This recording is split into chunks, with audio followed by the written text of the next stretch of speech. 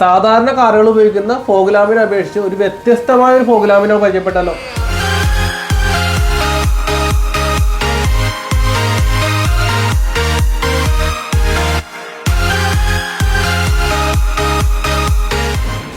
ഇതാണ് ഞാൻ പറഞ്ഞ ലിമോറിന്റെ 3 ഇഞ്ച് പ്രൊജക്ടർ ഫോഗ് ലാമ്പ്.